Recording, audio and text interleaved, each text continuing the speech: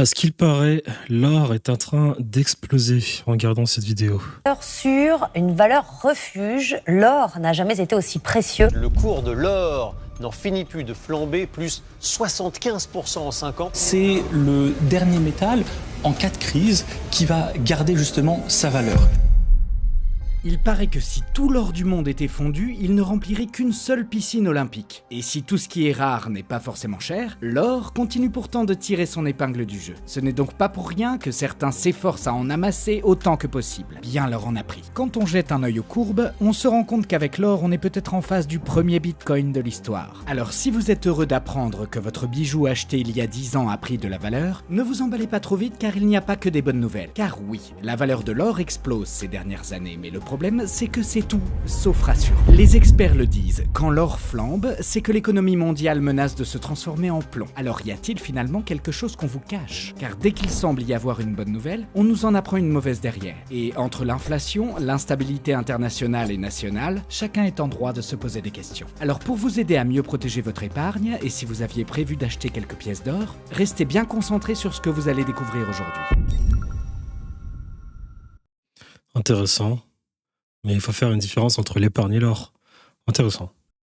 L'or est un métal noble, probablement arrivé sur Terre à la suite d'une pluie de météorites il y a très longtemps. Et quand l'homme l'a découvert, il a vu 3 atouts majeurs. Il est inoxydable, résiste à presque tout, et surtout, comme il n'est disponible qu'en quantité limitée, il inspire confiance. Et oui, quand on sait qu'une mine est considérée comme riche en or lorsqu'on atteint les 3 grammes par tonne de roche, on comprend alors qu'il n'y a aucun risque ou presque de voir sa valeur chuter du jour au lendemain. Chaque année, on produit 720 millions de tonnes d'acier contre seulement 2300 tonnes d'or. Conséquence, si vous avez un peu d'or caché dans le placard, vous pensez, presque à juste titre, posséder quelque chose de stable. Et quand on dit stable, c'est un euphémisme, car sa valeur ne fait qu'augmenter au fil des décennies. Ce n'est donc pas pour rien que l'or se transmet de génération en génération. Souvent d'ailleurs sous le manteau. D'ailleurs, les plus anciens d'entre vous se rappellent peut-être d'un louis d'or offert par leur aïeul. Louis d'or qu'on vous conseille d'ailleurs de garder bien précieusement, au vu de ces chiffres. Bref, tout le monde aime l'or, et particulièrement les Français. C'est simple, notre pays possède la 4e plus grande réserve du monde. 31% de nos concitoyens pensent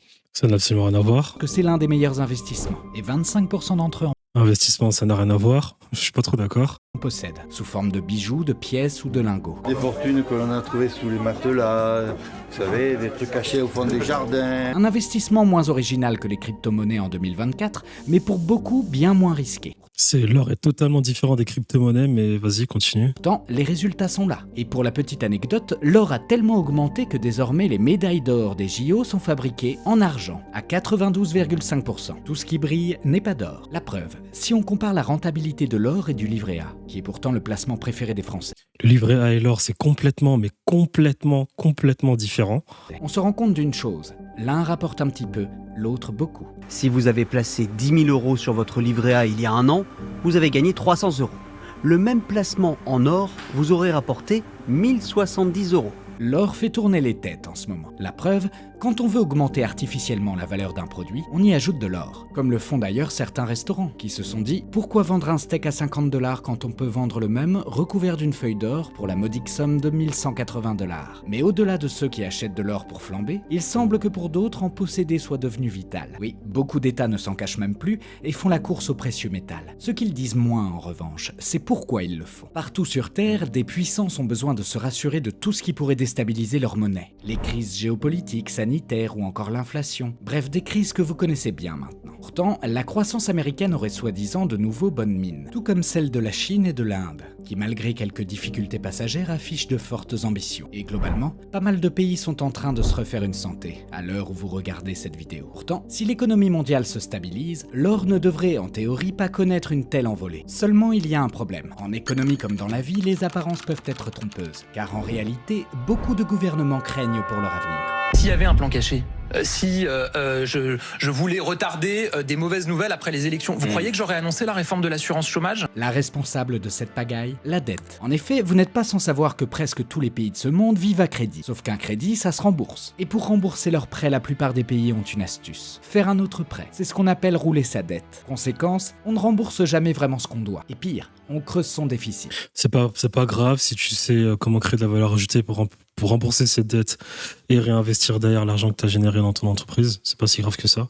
Et ça, c'est exactement ce que fait la France en ce moment même, aux grandes dames du général de Gaulle, qui déclarait ceci à propos de l'importance de maîtriser sa dette. C'est grâce à cette politique que dans le domaine international, nous pouvons discuter sur tous les sujets sans que qui que ce soit n'ait aucune prise sur nous. Normalement, tant que la croissance est supérieure aux intérêts de la dette, ce système est tenable. Mais si vos rentrées d'argent ne suivent plus et que vous Oui, il a raison. dépensez plus que vous ne gagnez, vous devenez un insolvable. Et des insolvables, il y en a beaucoup, à commencer par les Français, dont 10 C'est à ça que sert l'or pour les États, ce qui est complètement différent des personnes physiques ou même morales à titre privé. 17% d'entre eux ne peuvent plus payer les traites de leur maison, mais aussi et surtout les gouvernements eux-mêmes. Voilà pourquoi il s'agirait de relativiser les choses lorsqu'on parle d'une économie mondiale qui repart à la hausse. Et c'est là que l'or rentre en jeu, car il est fort probable qu'en cas de banqueroute générale, il soit la seule chose à pouvoir nous sauver. Si un pays n'a plus un sou en poche, le gouvernement n'a pas 36 000 solutions. La première, mettre la clé sous la porte et laisser ses citoyens livrés à eux-mêmes. Ou bien la jouer plus soft. Hausse des impôts, dévaluation de la monnaie ou encore saisie du patrimoine. Mais dans les faits, comment demander à certains et notamment à la classe moyenne de payer plus d'impôts qu'elle n'en paye déjà? Car malgré un salaire correct sur le papier, cette classe moyenne est souvent loin de vivre la vie de château. En fait, c'est pas, vous voulez pas ni de chèque ni de panier, vous voulez simplement vivre de votre salaire, quoi, en fait. Faut pas se faire avoir par ce qu'il est en train de dire, avec tout le respect que je lui dois. Je ne critique pas. Mais depuis que les États-Unis d'Amérique ont officiellement renoncé à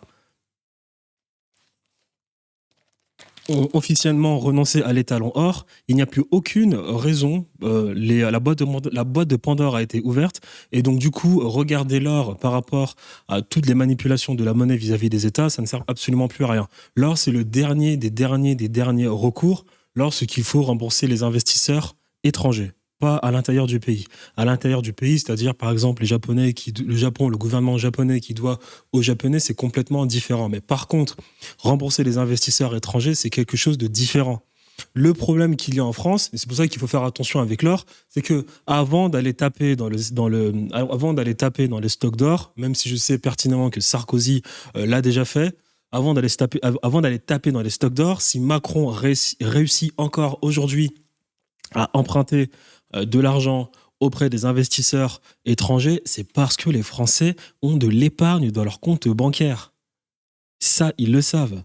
Et même d'ailleurs, lorsque les systèmes bancaires commençaient, lorsque l'industrie se développait et qu'elle commençait à aller de plus en plus vite, notamment avec l'Empire britannique, et que derrière les marchands ont appris que esclavagiser des États était un moyen exceptionnel de faire de l'argent. Ils ne pensaient pas à récupérer de l'or, ils pensaient à récupérer l'argent prêté aux États au travers de l'épargne des citoyens d'un pays.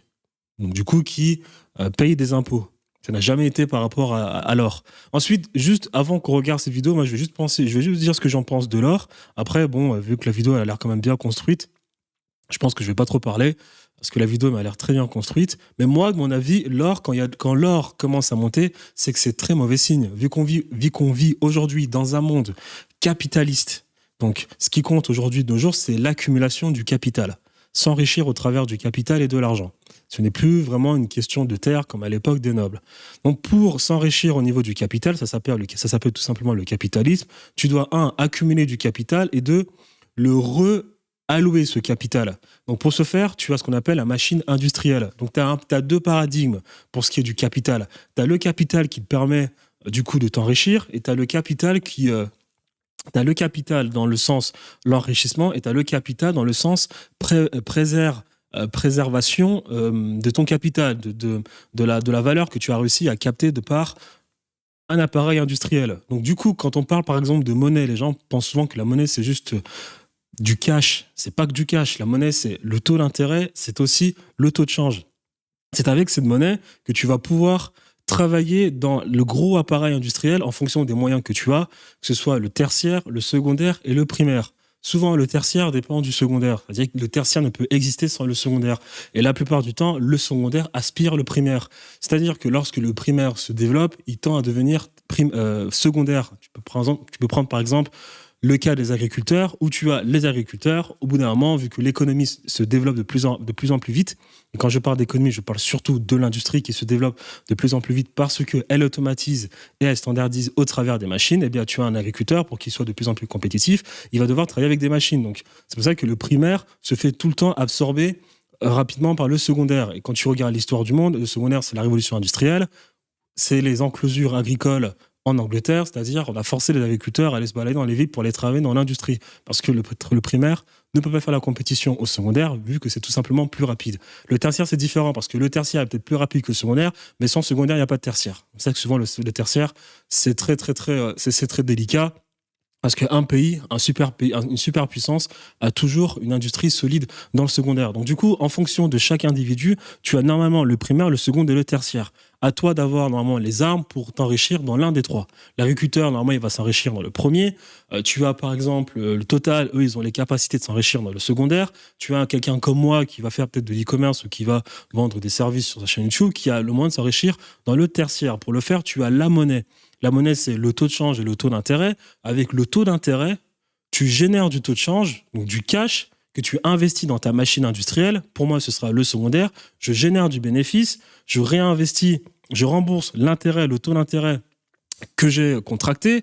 Et avec le reste de taux de change, je le réinvestis dans la machine jusqu'à avoir suffisamment de taux de change. Donc du coup, pour enlever un peu de ce taux de change, et du coup, ce taux de change, et du coup, le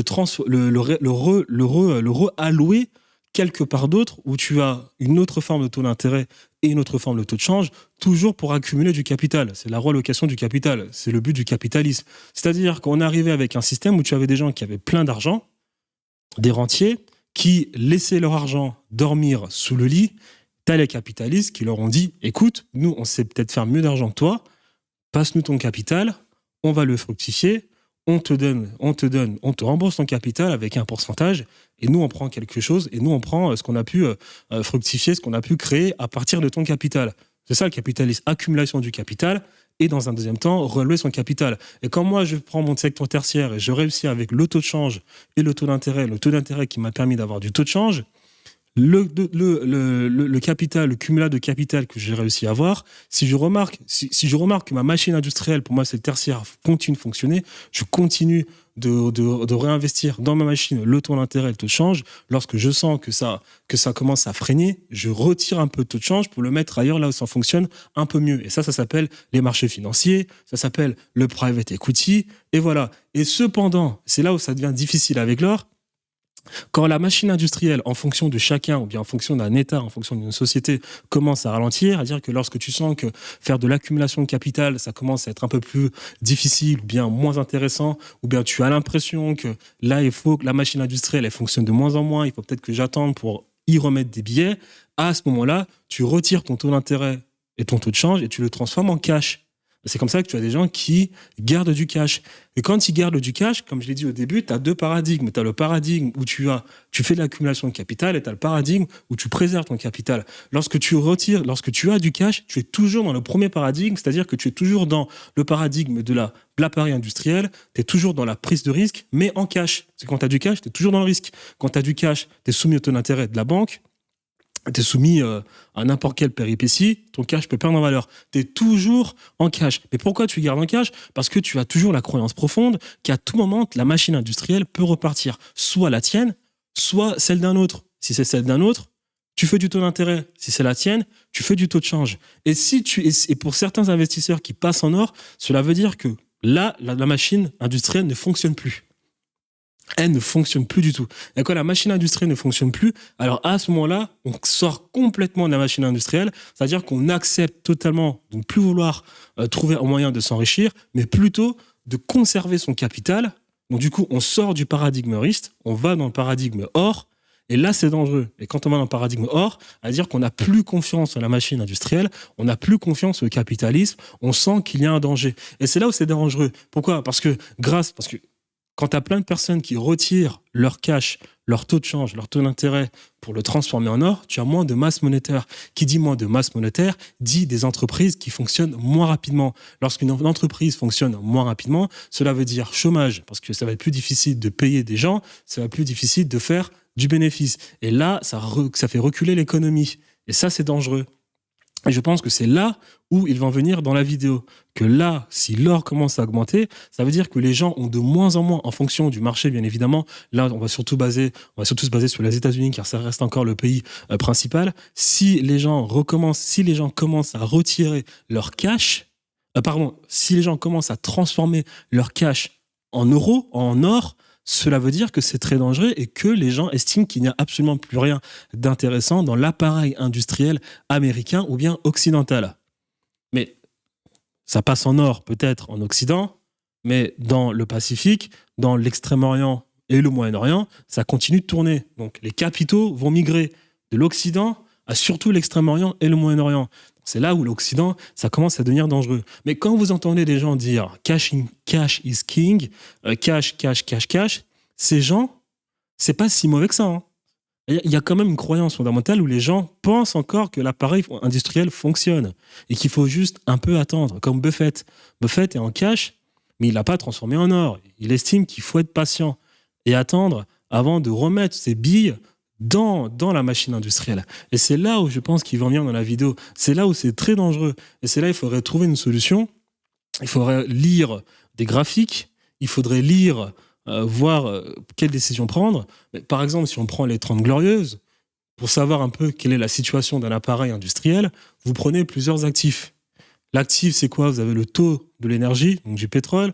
Vous avez le produit intérieur brut nominal. Vous avez le private equity, l'equity dans les actions, vous avez les obligations d'État et vous avez le cours de l'or.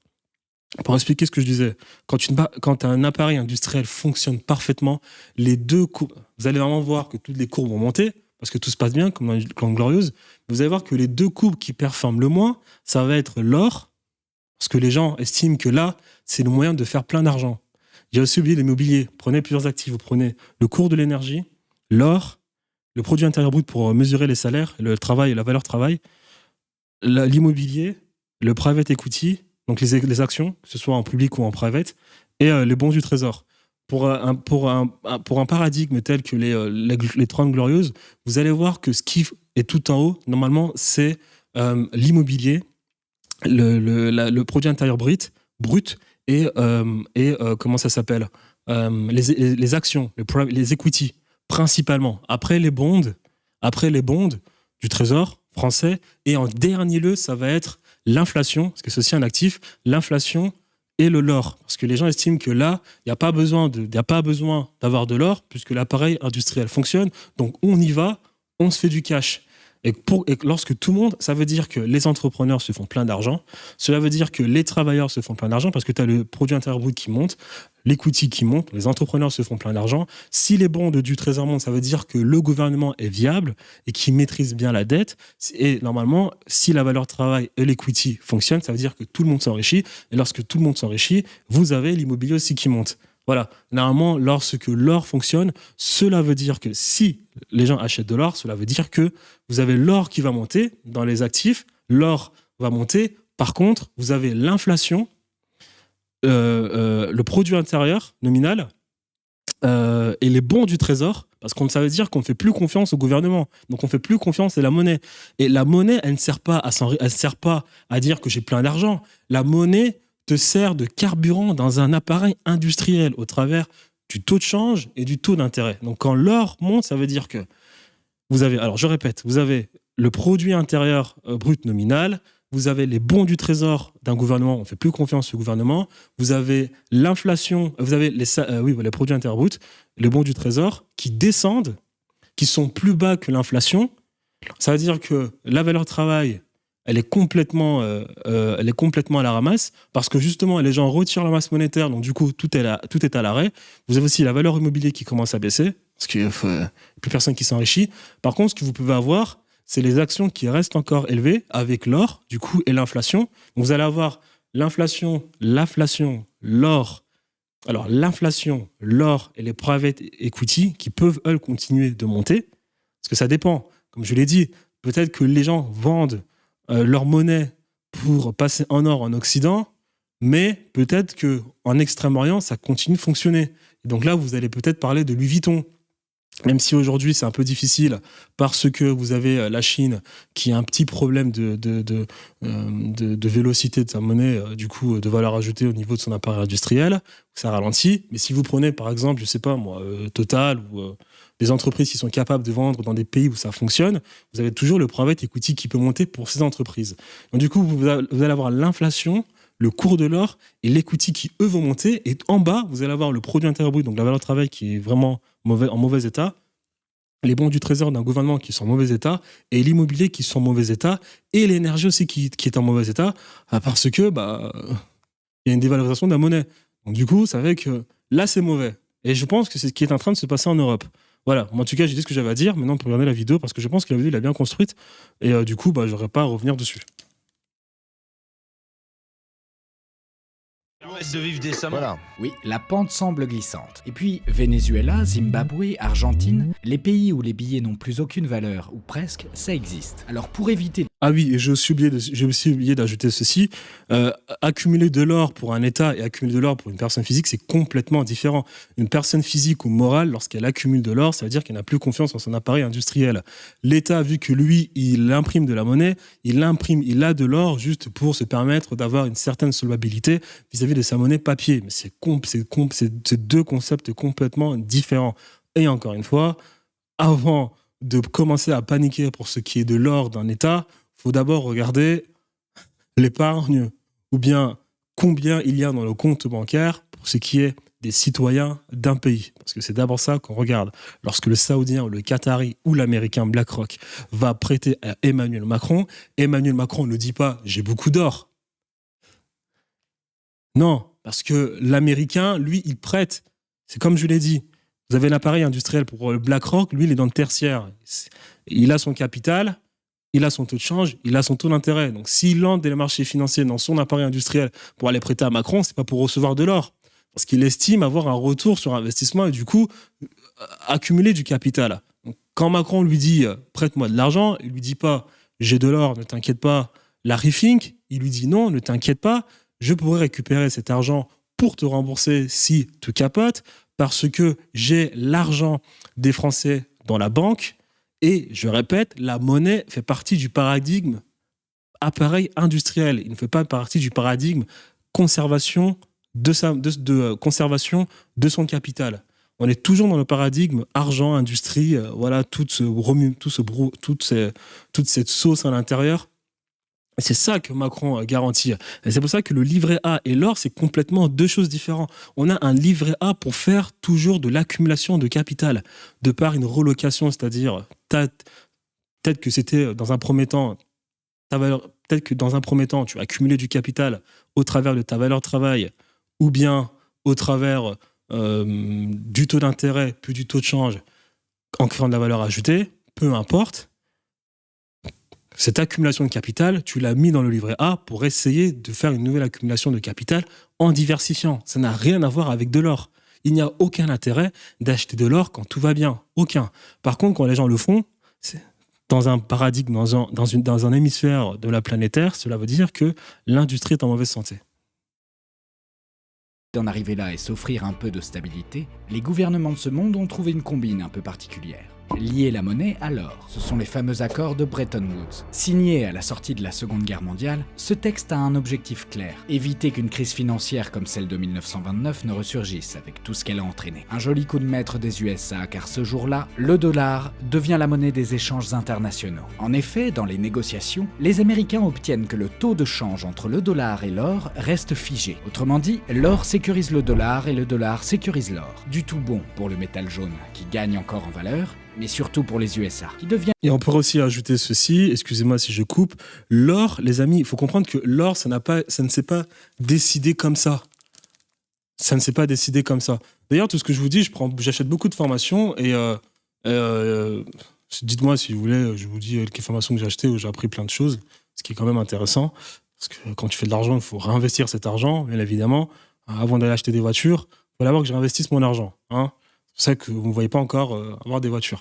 C'est pas quelque chose qui m'intéresse. Ce que je voulais dire aussi par exemple, ce que je voulais aussi ajouter par rapport à l'or. Alors, c'est quoi? J'ai oublié. Ce que je voulais dire, c'est par rapport à l'or, c'est que l'or, les amis, ça n'a toujours pas été. C'est pas quelque chose qui est arrivé comme ça du jour au lendemain où les gens ont décidé que l'or avait de la valeur. Ça, c'est des choses qu'on ne peut pas prévoir. C'est pour ça que j'ai toujours un problème avec les économistes qui, eux, tout le temps, essayent de prévoir l'avenir, alors que tu peux pas. C'est impossible, en fait. Il y a tellement de paramètres qui entrent en considération et que toi, d'ailleurs, tu ne peux pas mesurer. L'or, l'or a de la valeur parce que aujourd'hui, il ne sert plus à rien. Pas parce qu'il ne sert à rien. Il a servi durant l'époque mercantiliste, surtout avec l'Empire britannique. Une industrie efficace, c'est une industrie qui est rapide. D'accord ? C'est pour ça que la dynastie Song, entre le 10e et le 13e siècle, sont passés à la monnaie papier. L'industrie allait tellement vite, leur économie allait tellement vite qu'il fallait passer à la monnaie papier. L'Empire britannique, c'est pareil. L'Empire britannique est passé à la monnaie papier parce que son industrie ne faisait que se développer, ça allait de plus en plus vite.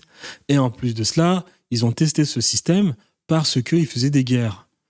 En faisant des guerres, en plus de cela, il fallait stabiliser les territoires qu'ils colonisaient. Et ça coûte de l'argent. Mais il y a beaucoup de personnes qui, avant eux, ont essayé le système de monnaie papier et ça n'a pas fonctionné. Les Suédois ont essayé, ça n'a pas fonctionné. Les Français ont essayé, ça n'a pas fonctionné. Les Song ont essayé, ça a fonctionné. Les Mongols ont essayé, ça n'a pas fonctionné. Pourquoi est-ce que ça n'a pas fonctionné ? Parce que leur appareil industriel, encore une fois, il n'était pas assez viable pour l'investisseur étranger pour du coup accumuler du capital. C'est-à-dire, je fais du taux d'intérêt et je récupère du capital et je m'enrichis.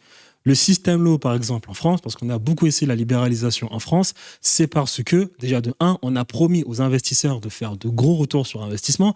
Donc, en fait, du coup, le système low, c'était exactement comme la crypto-monnaie et le Shiba Inu, quoi. Tu mets un billet, tu estimes avoir beaucoup d'argent. Le problème, c'est que là, la France, c'est pas une entreprise, quoi. La France, c'est pas un shitcoin. C'est pour ça que ça n'a pas fonctionné. Alors, et l'Angleterre, la Suède et les yuan, c'était pareil.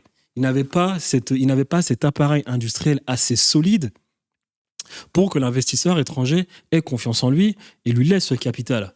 C'est pour ça qu'aujourd'hui, vous avez tout le monde qui investit chez Apple les yeux fermés, parce que vous savez que Apple a un appareil industriel dont vous êtes sûr que Apple va faire, lui, de la valeur ajoutée, du bénéfice, et vous allez récupérer vos capitals investis. C'était la beauté du système britannique. Ils avaient des compagnies qui faisaient tellement d'argent, et en plus de cela, ces gens, lorsqu'ils annonçaient faire de la monnaie papier aux investisseurs étrangers, ils étaient très, très, très précautionneux et leur garantissant un petit retour sur investissement.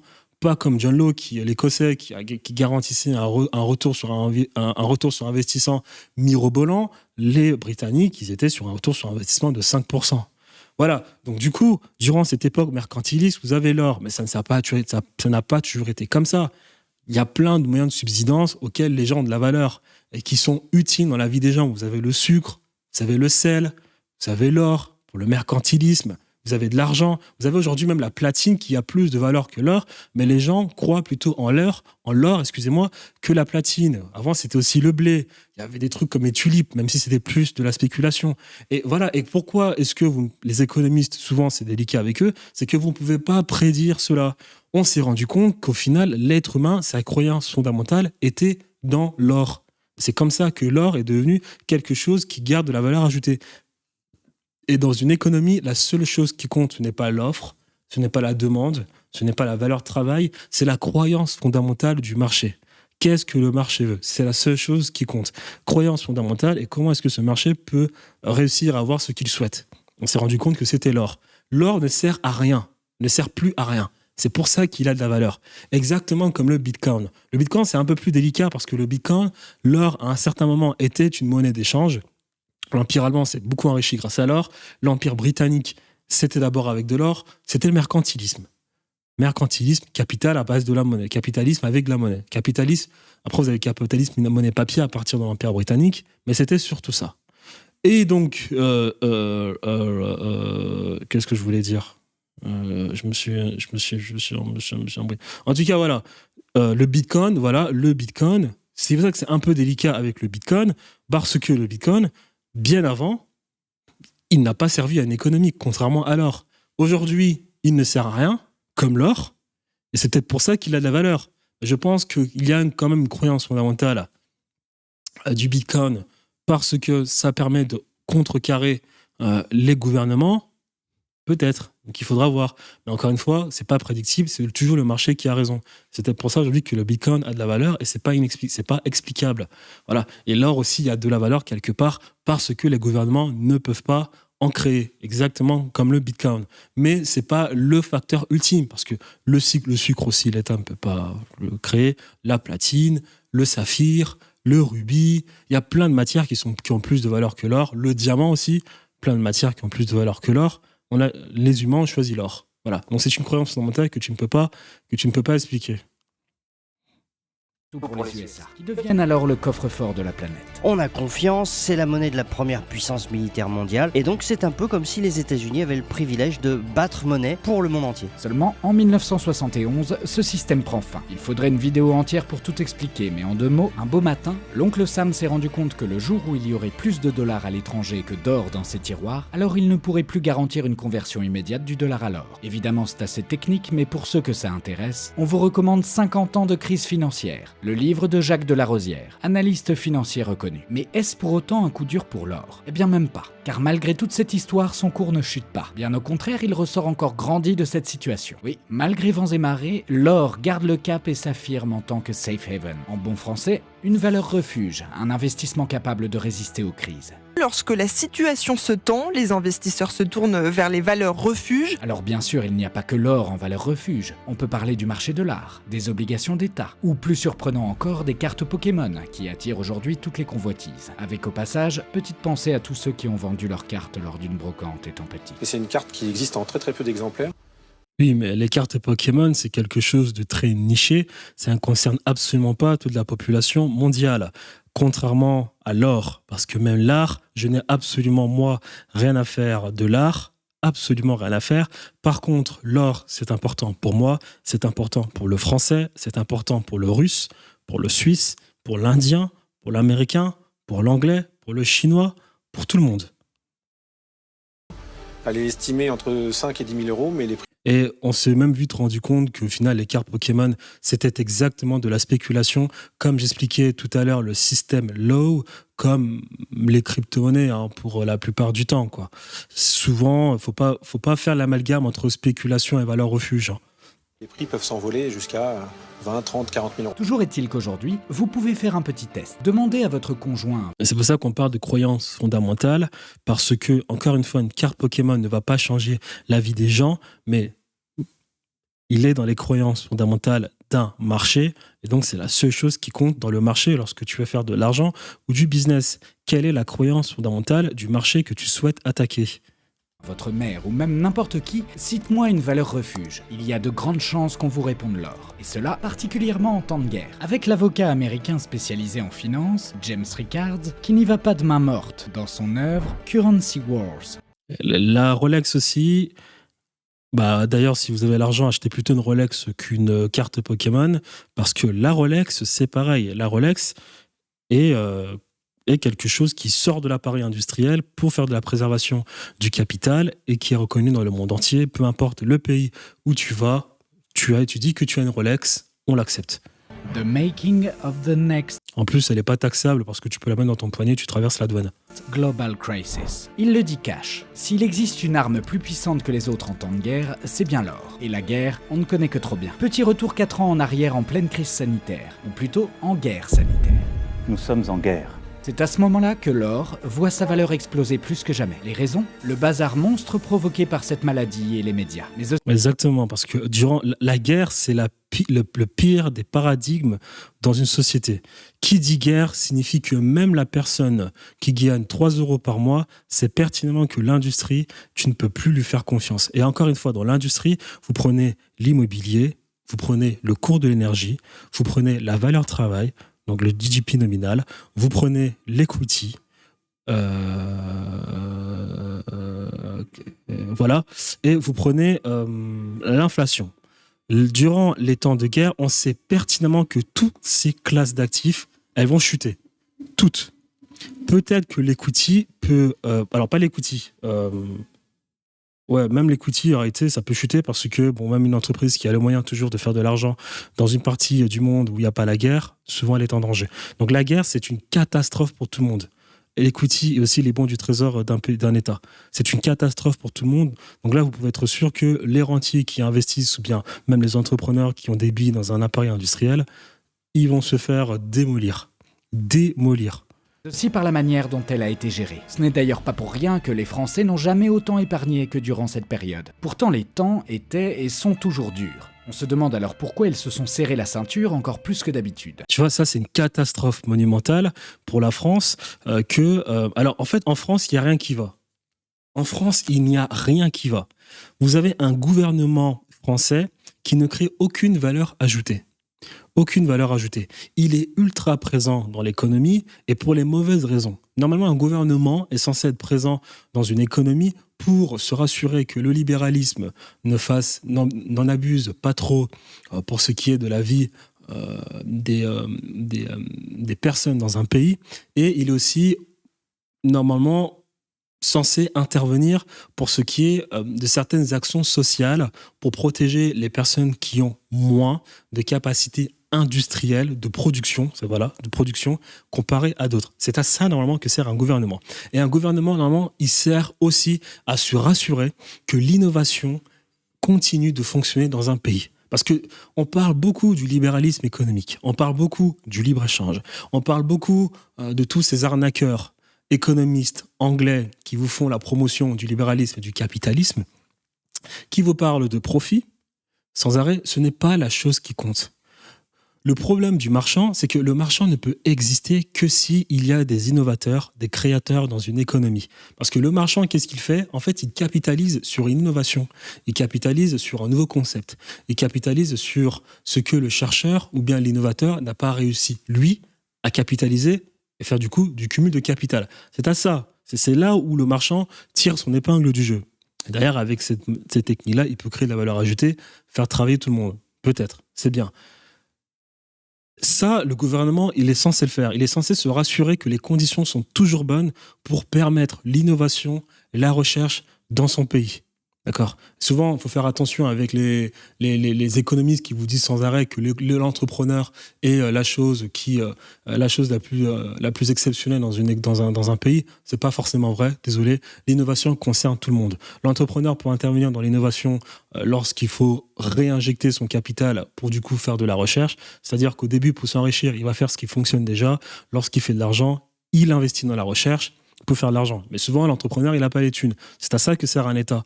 Un État, il investit dans des universités, dans des projets, il prend cet argent qu'il a réussi à récupérer au travers des impôts. Il est censé le faire, lui aussi.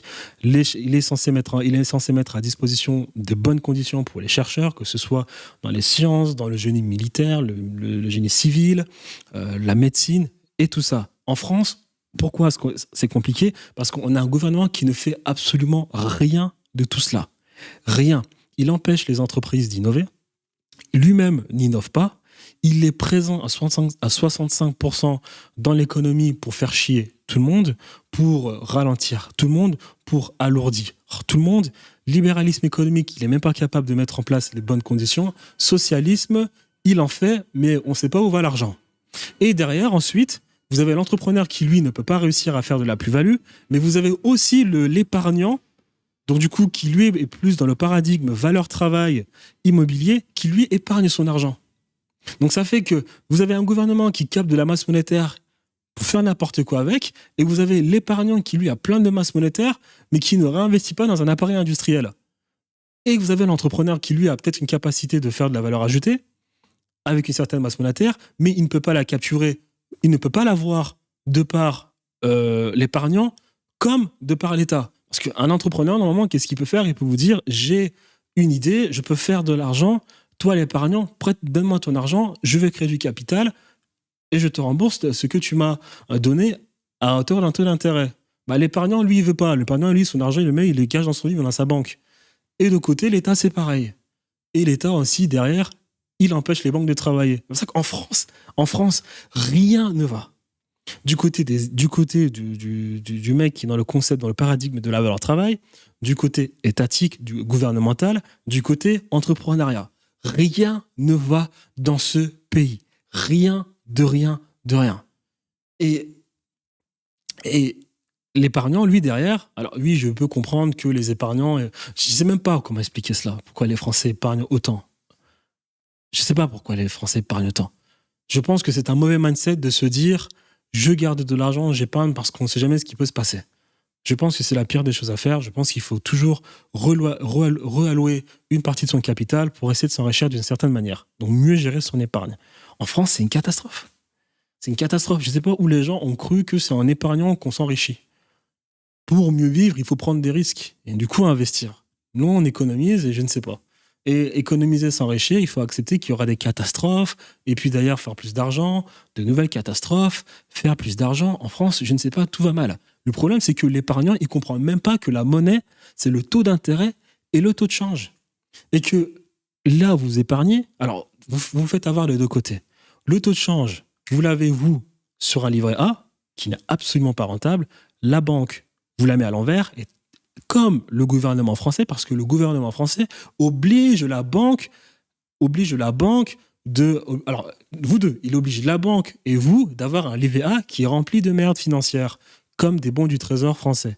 Et derrière, donc, c'est-à-dire que déjà, vous vous faites avoir par le taux d'intérêt avec un livret A, et vous faites avoir par le taux de change qui perd tous les jours de la valeur avec l'inflation, et derrière, la banque, elle prend votre argent pour, elle, essayer de prendre des risques. Il n'y a rien qui va. Et les gens pensent que lorsqu'ils épargnent, leur argent est en sécurité. Je vous ai déjà dit, la monnaie, ce n'est pas une sécurité. Si les gens passent au cash, ça veut dire qu'ils attendent que l'appareil industriel se corrige pour réinvestir de l'argent. Lorsque vous avez du cash ou de l'épargne, vous êtes toujours dans le paradigme industriel de production risque. Si vous voulez épargner et ne pas perdre votre argent, il faut partir de l'autre côté. De l'or, des Rolex, des cartes Pokémon, de l'art. Voilà. Là où vous êtes sûr que vous allez gagner de l'argent.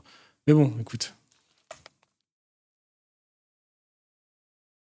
C'est simple, c'est un réflexe de survie. Par exemple, si vous échouez sur une île déserte avec une simple bouteille d'eau, vous allez vous raisonner et la boire petite gorgée par petite gorgée plutôt que d'une seule traite. Même si vous n'avez jamais eu aussi soif de toute votre vie. Et oui, quand on pense que demain sera pire qu'aujourd'hui, on a tendance à épargner et faire des stocks. Que ce soit d'or ou de papier toilette. Chacun ses priorités. Vous avez fait plus de courses que d'habitude ou pas?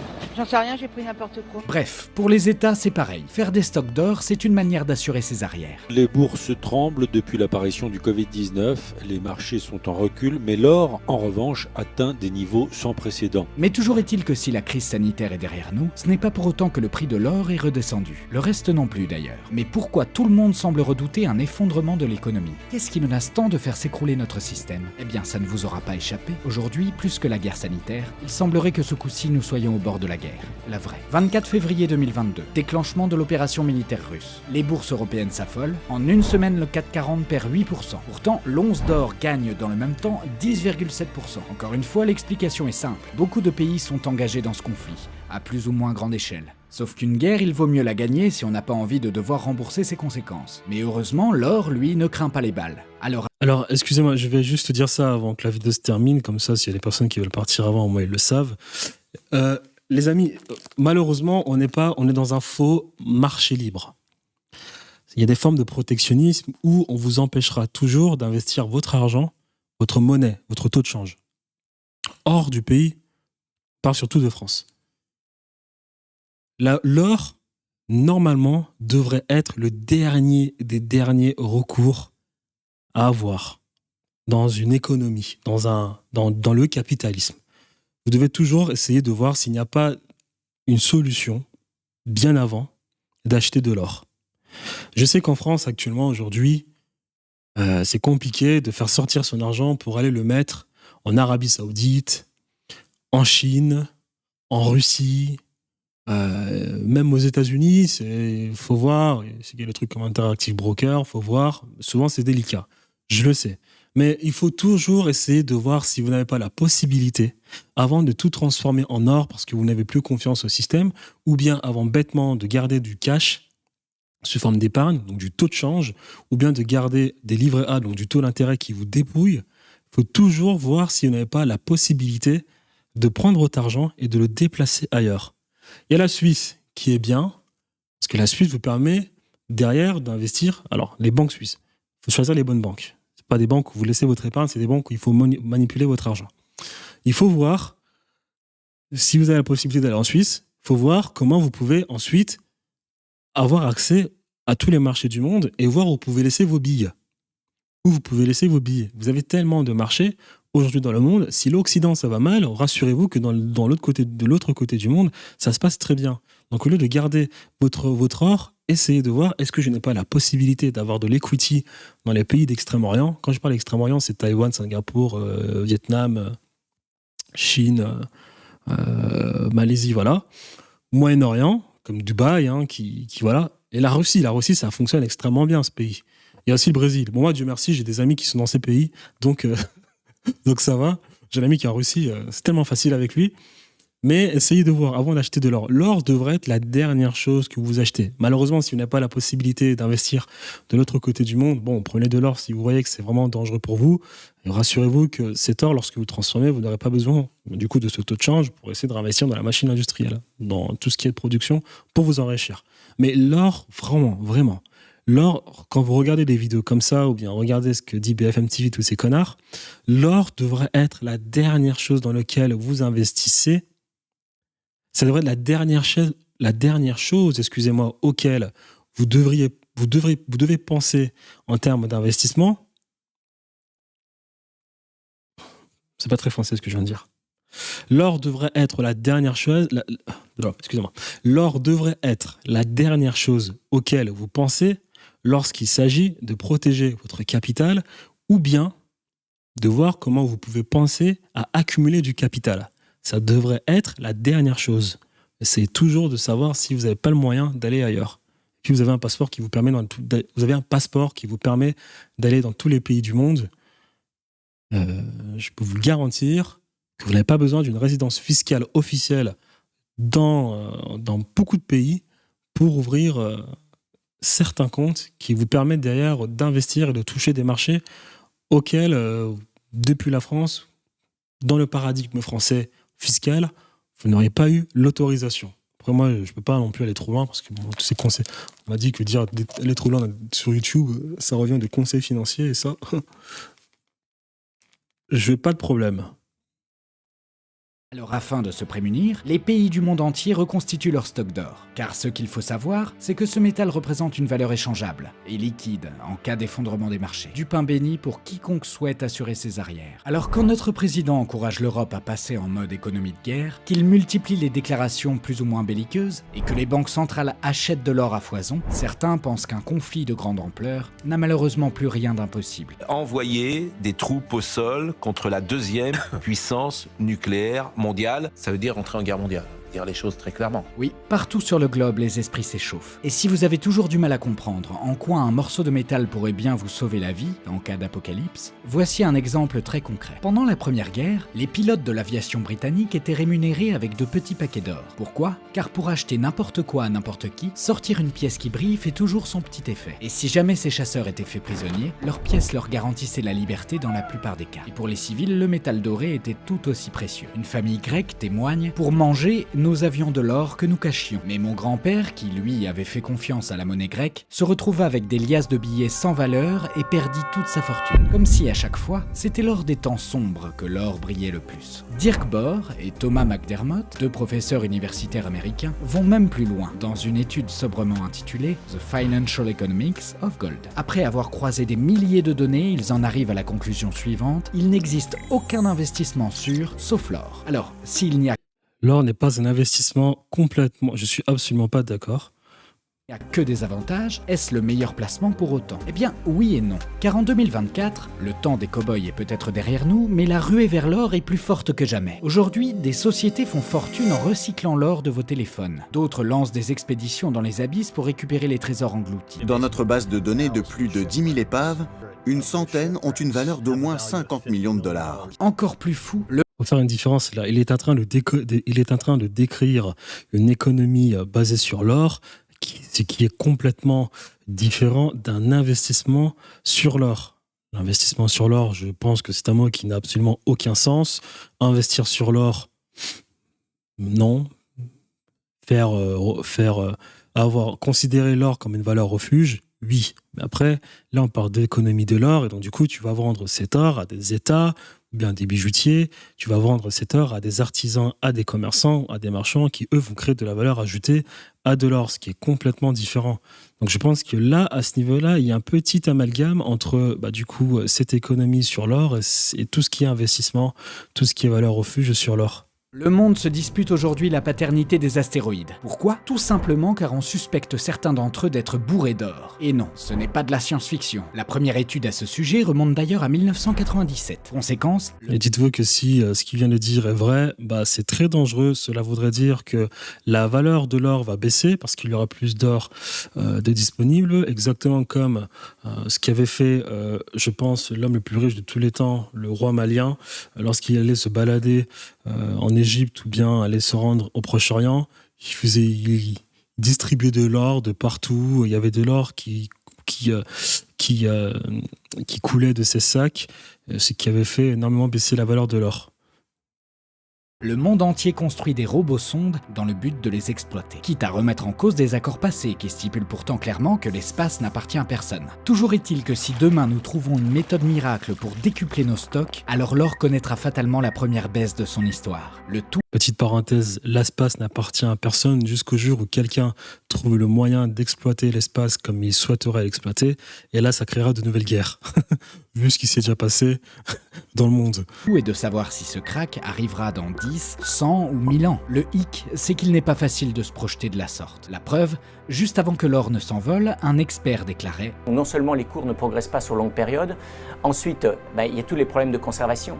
Dont on a parlé tout à l'heure et les difficultés à la revendre. » Comme quoi, parfois, les experts... Aujourd'hui, de plus en plus de Français achètent de l'or, de plus en plus en vendent aussi. Car quand on sait que 50% de l'or en circulation se trouve dans la joaillerie, ça donne des idées. Alors, à l'heure où la moitié des Français renoncent à manger correctement par faute de moyens, on comprend que certains troquent volontiers leurs vieux bijoux contre un gros chèque. Ce qui vous ferait un total pour 66 grammes de 2530,11 €.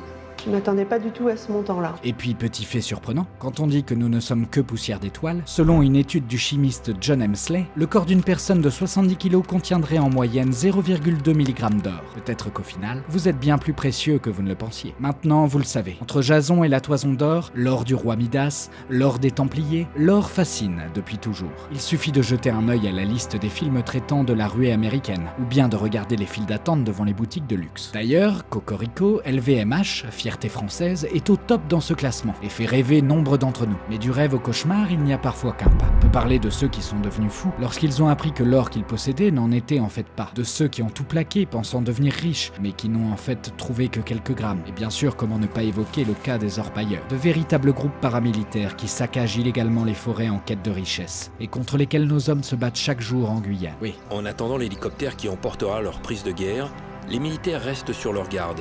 Les garimperos ne sont jamais bien loin. L'or peut causer votre gloire ou votre perte. Le tout, quand on tente d'entreprendre, c'est de savoir rester lucide. Alors pour continuer à rester bien informé... Alors malheureusement, je pense que la fin de la vidéo est un peu partie dans tous les sens. J'ai pas trop compris sur les 5 dernières minutes de sa vidéo, j'ai pas trop compris là où est-ce qu'il voulait en venir. Mais bon, dans les faits, si l'or explose, ça veut dire qu'il va y avoir du chômage, ça veut dire que l'économie va ralentir, ça veut dire que ça va être très difficile. Mais encore une fois, si vous avez la capacité de prendre vos billes et de les investir ailleurs que dans une industrie occidentale, faut pas paniquer. Très bonne journée.